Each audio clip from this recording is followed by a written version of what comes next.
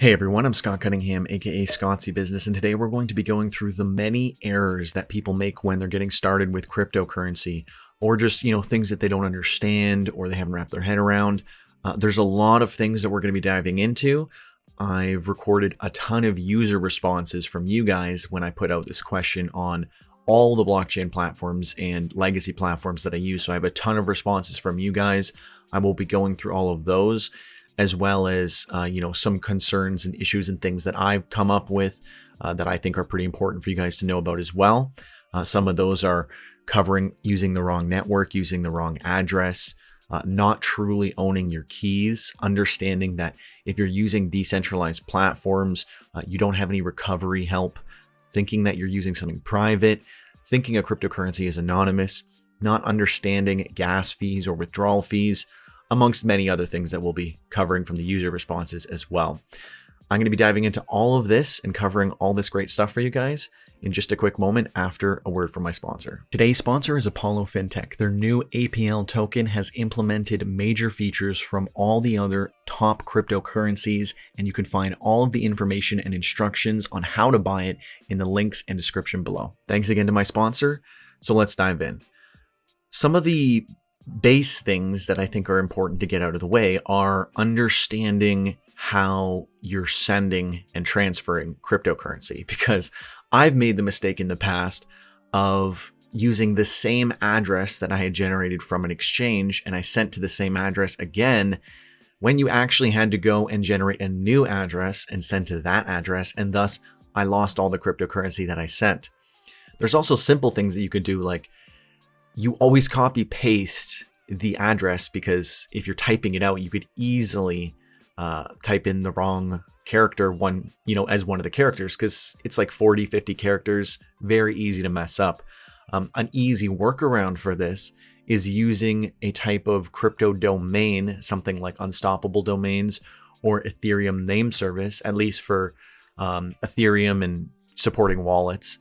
You can use an address like scottcbusiness.crypto or scottcbusiness.eth, and that makes it easy enough that if people were to send crypto to me, it'd be very easy for me to just say it to them.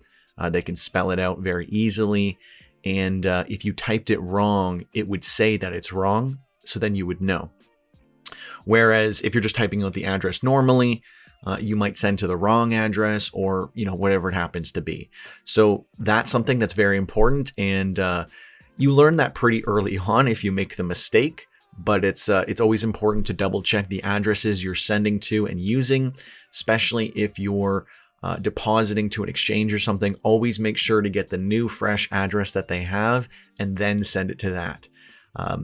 Don't assume anything or think that it's going to be the same as last time or anything like that.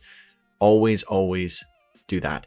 And the safest way to go about this is if you're using something with very low gas fees, you can always send a very small amount of cryptocurrency to whatever address to ensure that it's actually working correctly. Though I would remind you that some exchanges do have deposit minimum requirements for deposits. For example, on CoinEx, I believe you have to deposit at least $20 worth of crypto. And if you deposit any less than that, it will just, it won't appear, but it will add up until you eventually do deposit that amount. So they're not taking your money. It's just you need to meet the minimum requirements sometimes. So that's something to keep in mind. Not owning your keys.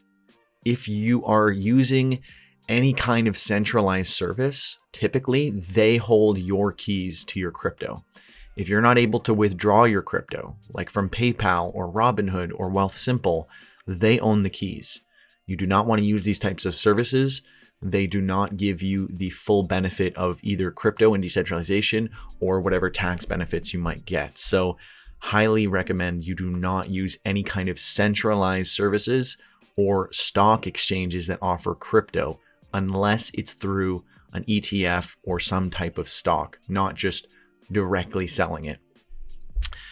If you're using truly decentralized services, you will not get any kind of recovery help. They do not have your password if you're actually using a decentralized service.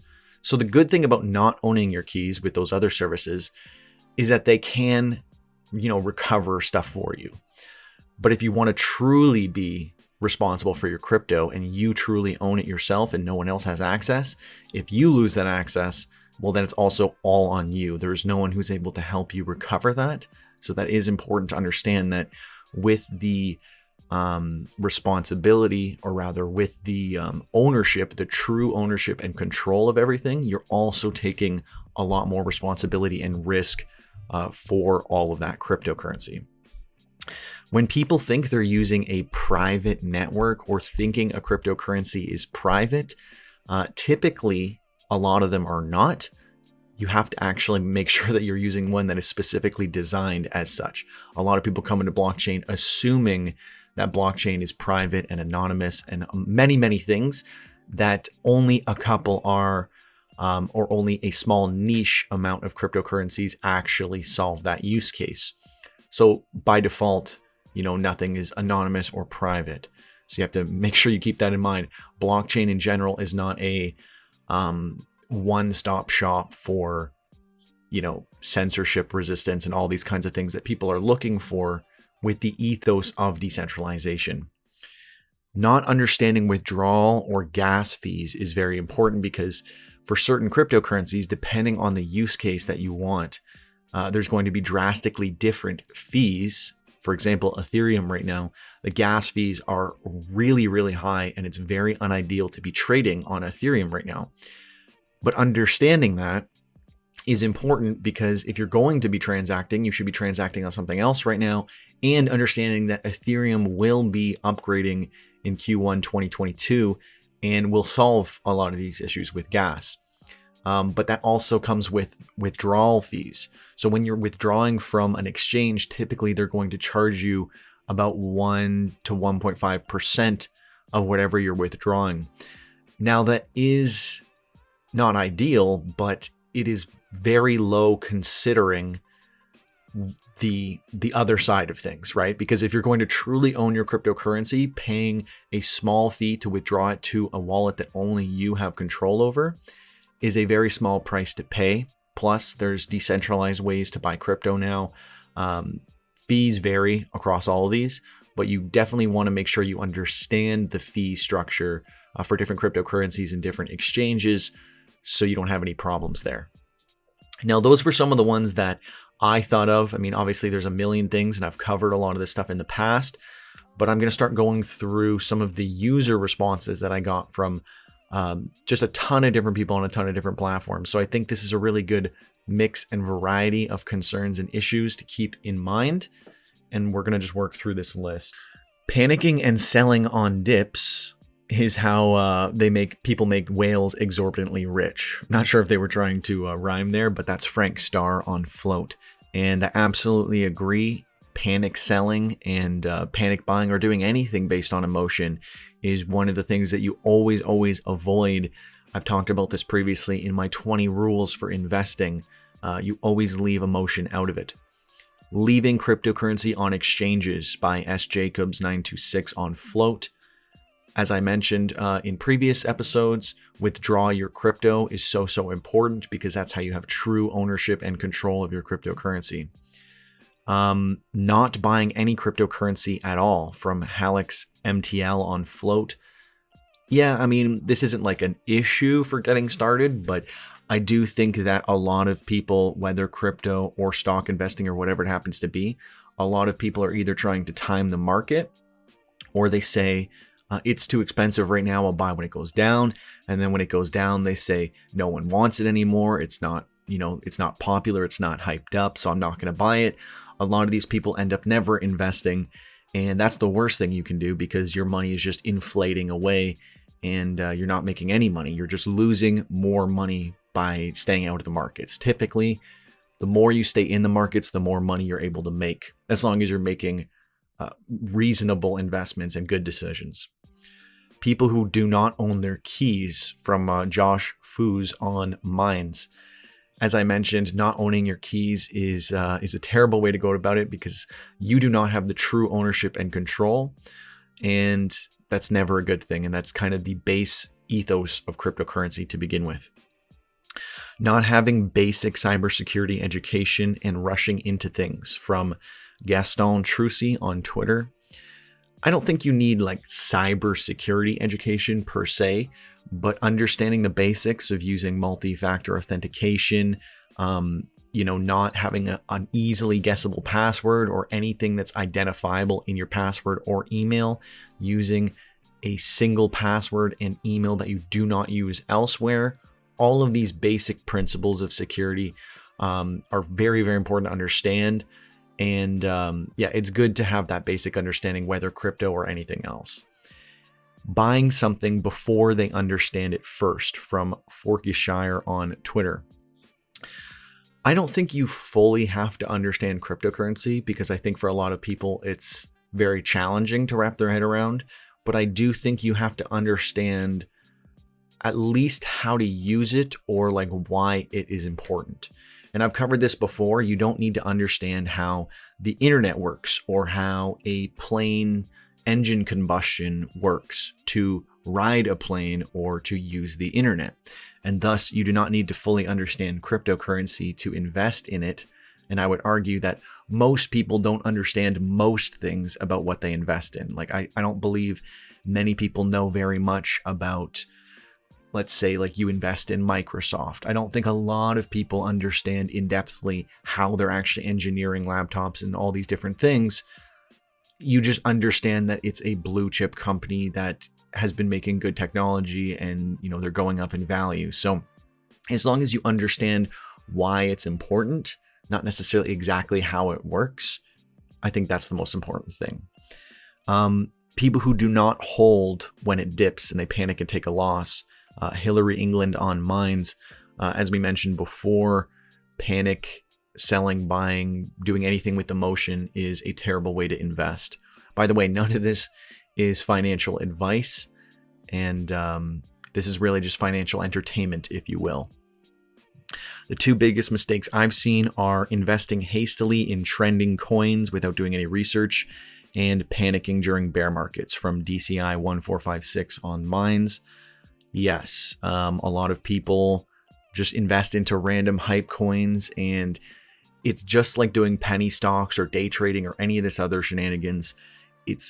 You'll usually end up losing money, because if you don't do your research and you don't understand it, even people who do their research can be fooled very easily. We've seen so many things happen to seasoned investors, and we'll cover that in a little bit when we talk about scams.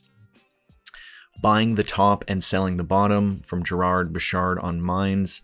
Again, this does happen a lot. It's kind of in line with what I was saying about panic selling, but this is the number one rule of investing anywhere, is that you buy the bottom and sell the top.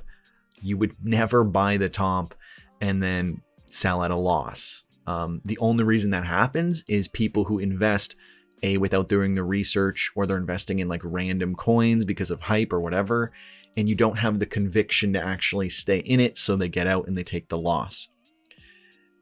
Keeping all of their coins in a custodial account and not having the private keys. Following new coins or trendy advice without spending time to do their own research. And trying to get rich quick through frequent trading. Nemestrinus on Mines. So yeah, I mean, keeping all of your coins in an account that you truly own the keys for. We've already talked about this, is very important. Following trendy advice without doing independent research. Again, not a good idea. We've covered that. And trying to run a get-rich-quick scheme through frequent trading. Most day traders fail fairly quickly. I think the stat is 90% of day traders fail within 90 days, because most people who get into day trading just start on a whim, right? They're not seasoned traders who have been trading their whole life. These are people coming out of, the weeds from nowhere, and then just thinking that they're going to somehow play the market and become a genius trader. And it rarely ever happens. And even if it was going to happen, it would probably be from someone who truly understands this, is an expert, has been doing it for many, many years, not someone who's new to the game. Logically, it doesn't even make sense. Not understanding the need for what cryptocurrencies are for. If they can't explain the basics to you, they're not going to make it, from Raftus on Mines. I think understanding, again, just the basics of why it's important, and maybe the basics of just like how to send and transact and do some basic things. I think that's important, but not understanding the intricacies of Bitcoin or Ethereum, it's not very important. And again, I would argue that most people for most technologies do not understand the intricacies of those technologies. So it's not extremely important to do that. People who invest in promises, trust, and not verifying. CryptoPath on Mines. Yes, you should always be investing in actual products, not based on promises. Time and time again, I've watched so many promises being thrown around. Projects still keep going off of those promises years down the line and try to find new ways to get funding and stuff. And it just seems so sketchy to me that they not even fulfilled their original promises, and they're out here trying to get more money and do more stuff and more promoting and more marketing. It's very, very sketchy. So you should not be investing in promises. You should be investing in products, services, applications, and verifying the actual information, not just trusting what you're hearing. So often I see people just trusting anything they hear. They don't actually verify. They don't look on the blockchain. And if you don't think you have the skills to do that, then just avoid it, because there's so many scams and things out there. It's not worth it. I would expect the first issue that users do not expect the volatility of some cryptocurrencies, from Marcuse1 on Mastodon. Yes, so you could invest in crypto, not truly understanding that it's extremely volatile, and you might lose a large portion right away, or maybe you gain a large amount right away. But you have to hold for the long term if you're investing in something that is a good investment and you have high conviction for it. And you have to understand that going in that you might see crazy swings. For example, when Elon Musk did his crazy tweet storm, I went down $100,000 in unrealized gains, and we're basically back to where I was back then. But people panic when they start to see this kind of thing happen, and they think Elon Musk has crashed cryptocurrency, the whole market is going down, and then they all sell out. It's kind of similar in line to what I was talking about, panic selling and investing based on emotion rather than logic. They invest in cryptocurrencies that have no immediate use. Jag on PocketNet. Yeah, kind of the same as what I was just saying for investing in promises. If the cryptocurrency doesn't do anything, it doesn't have an actual use case, maybe their only use case is how much you can make from staking it, or, whatever it happens to be. I don't consider those like real use cases. That's kind of more of like a marketing thing for like DeFi coins that are all popping up everywhere. So yeah, you should really only be investing in things that have actual use cases, actual products, and they actually have some sort of function. Telling family, friends, and coworkers about crypto all day until they hate crypto. The Dirt Farmer on PocketNet. Yeah, so people are not going to get into cryptocurrency until they see how amazing you're doing, or it's very hard to convince people to take their finances more seriously, because for most people, finances are something that they don't want to think about, they don't want to deal with. It's kind of like, it's an afterthought. It is, instead of being like, this is how much money I have for the month, let's figure this out, it's more like, how much money do I have left to spend? And I think that is something that is regardless of crypto, finance in general. Most people don't have good personal financial skills, and they don't hone them or practice them or learn about them. And that really applies to everything. And I think everyone should take out that extra time to do that. I made a tweet recently where I said, yes, a lot of people say they're too busy doing X to learn about personal finance, but eventually, because they didn't learn about personal finance, they will not be able to do X. Because as inflation, everything gets worse and worse and worse. The less prepared you are, the worse your consequences are going to be.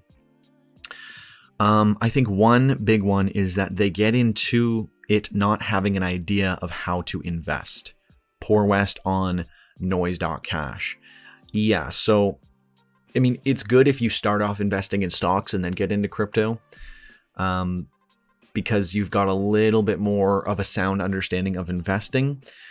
But a lot of the basics of investing are kind of common sense. Like, you're not a genius. You're not going to make all these amazing trades. You should be only investing in things that you believe are going to last the long term, not just based on hype, etc., etc. I will link my 20 rules for investing in the description below, so you guys can go through that as well. I don't want to have to, re-go through that entire thing. But I think they are very sound rules for investing if you don't know where to start and you want some sort of very brief guideline to go off of. Confusing trading with investment, the greatest dog on Twitter. Yeah, so this is also a big one. People who are speculating, trying to day trade, people who are sometimes even just basically gambling. You have to understand what you're actually doing. You're not investing, and internalizing that. Because if you go into it knowing that you're gambling, you're not going to be upset, or, well, you'll be more expectant that you'll lose your money. But if you're actually trying to invest and you're actually trying to do something long term, you should be sticking to the really safe stuff, and you should have that different expectation for both of those, right? Day traders should expect to lose most of their money. People who are speculating or gambling on cryptocurrencies in the short term that are like random altcoins and stuff, yeah, you're basically just gambling / speculating at this point. You're not really investing, and understanding that expectation is very important for your own mental health. Jumping into a project without doing any research and forgetting the risk associated with investing. From Lady Apple 77 on Twitter. Yes, obviously always do your own research and understand the risk going in. The reason why I don't recommend ever investing in like altcoins and all these random little things popping up is because cryptocurrency is already extremely risky. You do not need to add more risk to your investments when you're doing this already. People who just go with what their friends say and not doing their own research, from CryptoCrow __ on Twitter. Yeah, again, you do not want to go off just whatever your friends are investing in or what they're doing. You should be doing your own investment strategy. Because naturally, when people invest in things or do any kind of financial movement, like maneuvers, they want to tell people about it because they want you to also do the same thing. And maybe it is genuine, but a lot of times, I would say a lot of these people haven't done enough research, or they don't truly know enough about what they're telling other people to get into, and that's not good for anyone. Panic selling when the value of their holdings fall, when they should actually be buying more. This is from Ethereum Bay on Twitter. The important thing from this one to understand is having conviction in your investments.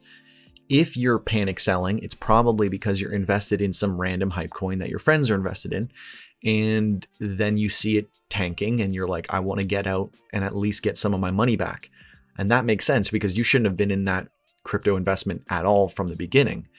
But if you're invested in something that is a good investment and just something happens, like Elon Musk making a tweet, it's not like Ethereum is bad because it went down. What you really should be doing is you should be buying more Ethereum and more Bitcoin when it went down. Because if you did, you would have basically doubled your money by now. And that is the beauty of having high conviction in a good asset, because then you'll actually go through the dips and you will buy at the best possible times.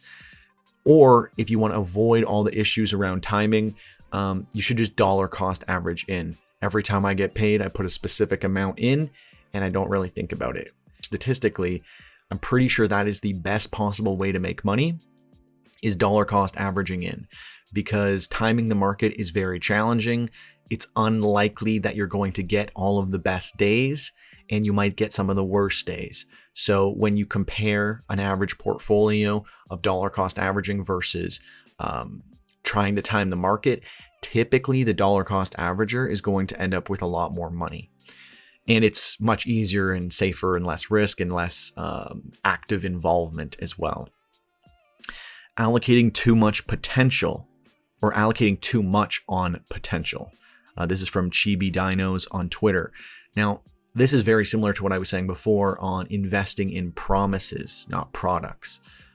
Pretty much the same thing. You should only be investing in things that actually have something tangible, not something that might have something in the future. A perfect example of that was BitClout, which went from like $180 to now like $70, I believe, over the past year. It's only consistently gone down. And everyone thought it was going to be so big because the Winklevoss twins invested in it. Coinbase, you had famous influencers all talking about it, all using it. A bunch of them were verifying. And ironically, and I kept saying that this was going to fail. And you basically 100% of people who invested in that lost money, unless you sold within the first like week, I believe it was.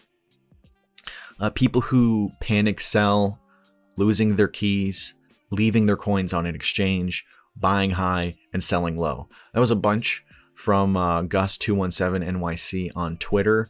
I think we've covered all these. So the only one that we didn't cover is losing your keys. The reason that this is important is if you're actually using fully decentralized services, you have to rely on your own responsibility, and you have to keep the keys and you have to make sure everything is good on your end. So yeah, if you lose your keys, you're going to be screwed. There's a lot of very sad stories of people who previously had a ton of Bitcoin and then lost the hard drive, or lost access to the actual wallet itself, and they lost out on potentially millions of dollars. So you do not want to be one of those people. Listening to the Twitter bloggers from Kenny King on noise.cash. Yeah, I mean, as an influencer myself who does do promotional stuff on Twitter, Twitter is literally littered with promotional stuff.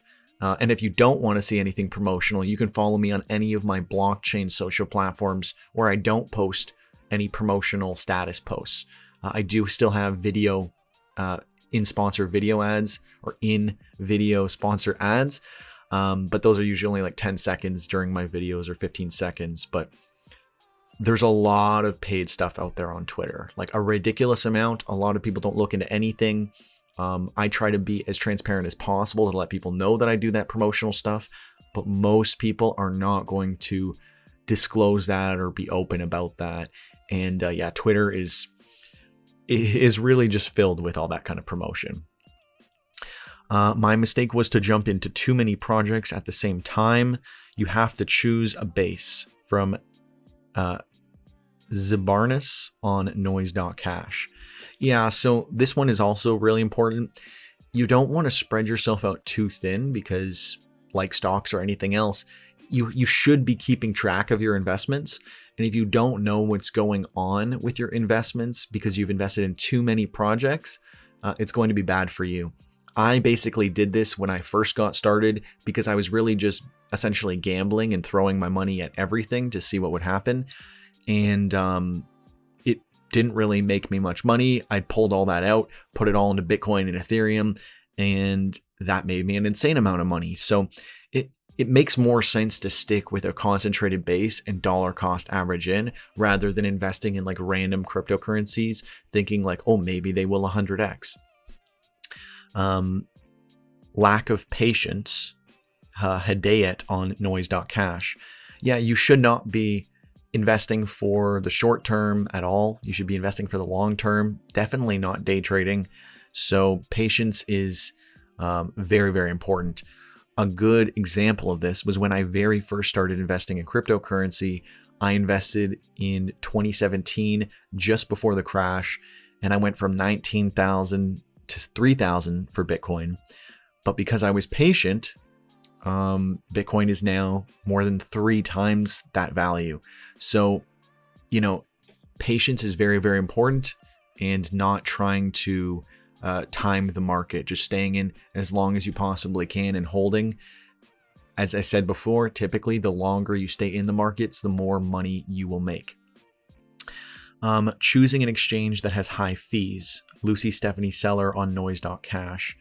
As I said before, you have to understand the fees applied to various exchanges or different cryptocurrencies when you transact.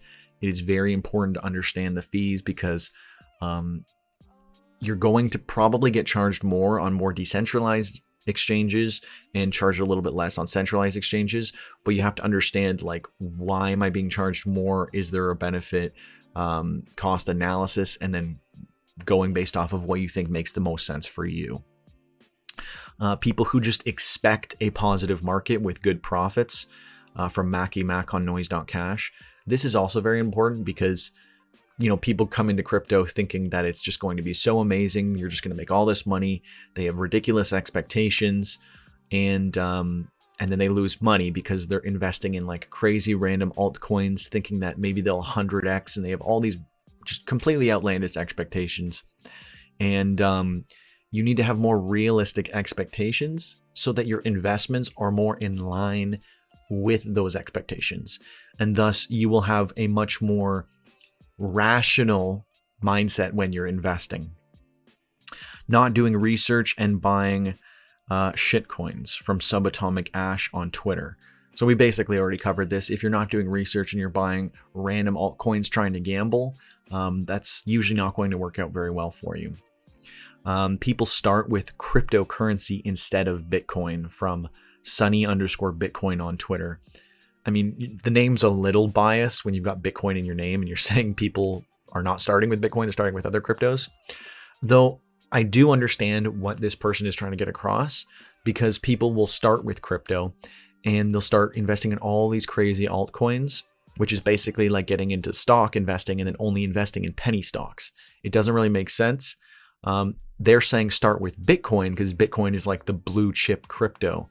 And it would be the same with investing in stocks. You should start with blue chip stocks like banks, insurance, really safe investments, so that you at least get the understanding of how investing works, and then you go from there.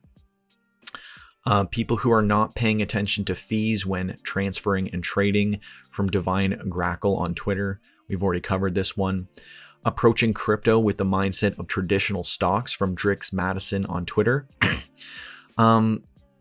In some ways, this is bad, but in other ways, I would say it's actually a good thing. As I just explained, you should approach crypto like altcoins are penny stocks, and the more established coins are like the blue chip stocks. I think that is how you should approach it.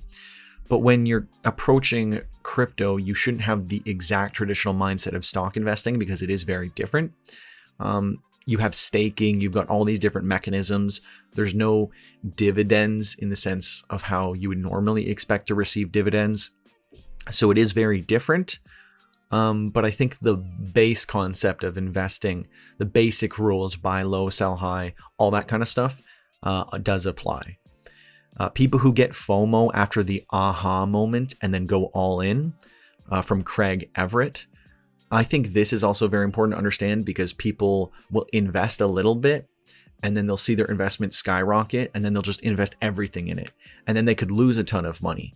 You don't want to go crazy. You want to start with what is actually what you're comfortable with and what you can actually handle the risk of losing. Because again, cryptocurrency is very, very risky compared to regular stock investing. So you should expect very high volatility in the markets. They transfer to a validator's address instead of staking or delegating, or the most common, they fall prey to scammers on Telegram from Crypto's Chain on Twitter. Yes, I covered sending to the wrong address, so that's always very important to understand. And if you're staking or delegating cryptocurrency, make sure you're doing it in the right wallets, in the right places. And people falling prey to scammers, yes, that is very, very rampant in crypto. I've covered, there's a lot of scams out there. I'm going to eventually go through a bunch of celebrity scams / mess ups or whatever. But scams are rampant in the crypto world.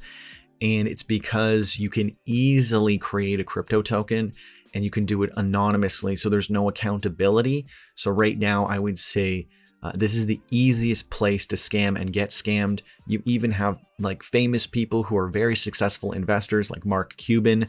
I've repeatedly referred to getting rug pulled on iron by Titan Finance. So yeah, it's definitely, or rather Titan by Iron Finance. But it's very important to understand that, and that marketing and gimmicks and things can fool almost anyone. So you've got to be very, very wary. They think crypto is a get rich quick thing, or thinking it can be used to get rich quick, from Roselinks and TG on Torum. Basically the same thing there. Get rich quick schemes, having unrealistic expectations, all those kinds of things. It's just managing your expectation going in. You're not going to get rich quick or get rich off of a very low investment. As I said before, you need high conviction in what you're investing in, which also means you can't just put $10 in and think that it's going to go to $1 million.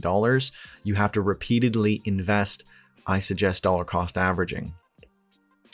They fall for scams. Mima_Kiora on PocketNet and Getting Scammed. Spirit Glove on PocketNet. Again, same thing. A lot of scammers out there getting involved with scams like RiseCoin and many others that appear out of thin air, get pumped and dump, and newbies end up holding the empty bag. It's so wrong. From Timothy_McDuff on Twitter. Yeah, with these pump and dump schemes, which I've covered in the past as well, typically it's the new people who got excited about it, and they're the ones who end up giving all of their money to the original people who are promoting the pump and dumps. And this happens all the time, which is what I just talked about with Mark Cuban. My mistake in 2017 was buying cryptocurrencies that were hyped and pumped, from Pantera99 on noise.cash. Yes, when I first started, I was doing a lot of random investing, thinking that I would 100x or whatever. Luckily for me, I was able to improve my investing knowledge and financial skills, etc., and then realize this, sell out of all these terrible positions, and consolidate my crypto into quality cryptocurrencies, and also into a small amount that is much more easy for me to keep up with and manage. That's very important. They followed the seasoned crowd and aped into any coins that other people are doing. From Belimo_ on Twitter. Yeah, very similar to what the other person was just saying. They're following the seasoned crowd. A lot of coins that I see go, crazy up in value, they also end up coming way down. Not usually all the way back down, but a great deal, so that if you did invest at the peak, you're probably still losing a very, very large amount of money. Something that I've repeatedly brought up to friends of mine that invest is that many coins that were pumped in the previous run in 2017 still have not seen those same all-time highs. So if you bought at the top, you are still in the negative, all these years later. So it's very important to understand this. Not buying when it was low, buying high, selling low, buy high and sell low, buy high, sell low. A bunch of people said this basically. Moif on Float, Mooney on noise.cash, Shadwan on Twitter, Pour Lafranc on Twitter. And then getting involved in scams and airdrops. Even Doskabar on Twitter, and Going Broke, Illmeister80 on Twitter. So that's all very, very similar. Follow the basic principles, and you should have high conviction in what you're investing in. Obviously, avoid scams, and actually scam airdrops is a kind of new thing, I would say. Recently, I looked at my portfolio and noticed I had over $80,000 worth of cryptocurrency, only to find out that you needed $1,500 minimum to transact, and I only had $1,270 airdrop to me, meaning that I would have to probably spend, $5,000 to be able to just get enough to then transact and then hopefully get my money out. To me, that seems like a very big scam, and it's a great way to get all those people to send you thousands and thousands of dollars. And going broke is not really something to that. It's not really an error, so to speak. It's more of the result of the many errors that we've been covering. And if you do not want to go broke, then naturally check out my 20 rules for investing, my 7 rules for saving, and let me know, was this helpful for you? I've gone through a ridiculous amount of mistakes that people can make and user errors. In crypto, it is very important to understand the basics of transacting, but a lot of this just comes down to general good investing, financial practice, and just having good personal financial skills and knowledge. So yeah, that's everything for today. Let me know, was this helpful for you? Is there anything that should have been included in this list? A lot of this was just user submitted that I was covering. So let me know if there's something that you think should be included, or if you disagree with anything that I have covered. Since you did watch to the very end of this video, I would highly appreciate you commenting #1ham in the comments below. And that way I know you watched the entire video. Anyways, thank you so much for watching to the very end. I'm Scott Cunningham, aka Scottsy Business, signing off. Cheers.